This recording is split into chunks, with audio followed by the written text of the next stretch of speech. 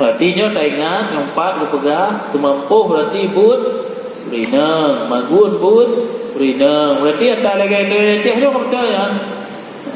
Bagian semampuh magun tu merahnya rina. Betro tu merah yang utama.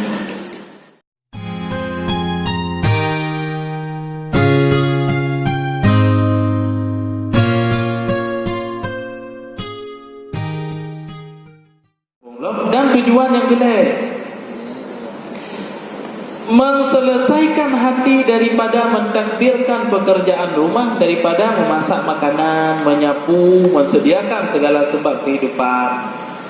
Jadi yang jelek tujuan dan kahwin supaya nyak sempurna hati kitanya, baik gaduh tak bubuk rumah, baik gaduh dah bumbu, gaduh dah mampu, dah lain-lain. Maka karenanya kaji bubuk le urang ina. Berarti ina menandakan dah bumbu saduga juga horina, kemudian mampu saduga juga horina. Jadi nala dong pegang bahawa urina dua-dua gerau ke kan ada ya urina yang dua-dua gerau ke, mulai dari Fatimah dengan Saidina Ali, Muhammad Aisyah, Khadijah, ada yang enggak dua-dua gerau ke. Pusing tujuan perkahwin adalah untuk menselesaikan hati daripada mentakbirkan pekerjaan rumah, daripada memasak makanan, menyapu dan mensediakan segala sebab kehidupan dan barang sebagainya. Karena istri yang saleh itu memada ia takbir itu akan segala pekerjaan yang demikian. Karena jikalau ada seorang yang mengerjakan takbir rumah itu dan pekerjaan isi rumah dengan sendirian, niscaya kebanyakan waktu hilang dengan masyghul akan dia. Jadi yang kita dalam kahwin berarti anak payah satu merah, anak payah nama gut, anak payah anak payah haji kagak bubuk le berumah. Jadi ada yang kagak bubuk le berumahnya watai haji dia tak pergunakan lain lagi tanya. Dia tak minta nafkah yang merumpak pala, tak ada menjauh masjid dan jauh sembahyang. Kemudian tak rumpak ibadat-ibadat yang lain. Cuma ada gede hangga dalam kahwin.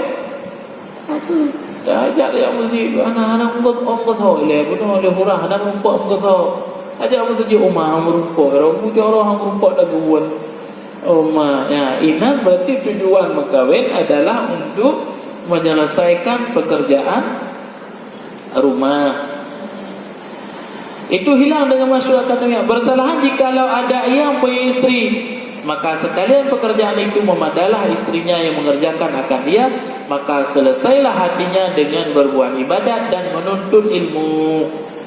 Jadi menyatu kedi kita nyo kana berumah, hal-hal akan laganya ka ibu buat le berumah, kita nyo akan tetap nyaman untuk tuntut ilmu. Muhan menyana berumah kongsi dengan tadu ini kerat tu peruat tu.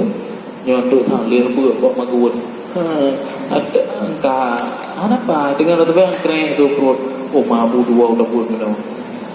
Jadi dengan na berumah nyan pekerjaan laganya mandu gepubuat le urang ina.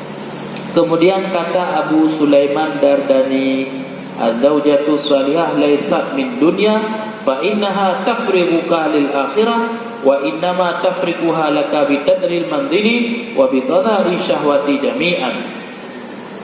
Bermula istri yang saleh itu bukan daripada dunia yang sia-sia, maka bahwa sungguh adalah menselesaikan akan dikau bagi berbuat akhirat, dan hanya saya menselesaikan bagimu dengan mentakdirkan pekerjaan rumahmu.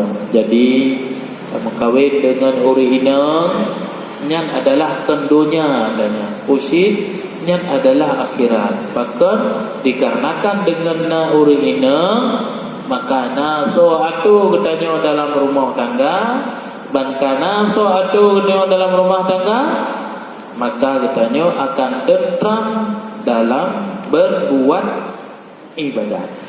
Dan pada yang keempat, menyukakan hati dan menjinakkan akan dia dengan sebab muasyarah dan mukhalatah dan mu'anah. Kemudian dengan tujuan dan kahwin, tanya senang hati tu, bakal senang hati, dia tak menjinak-jinak dengan urina, dia tajak merami dengan urina.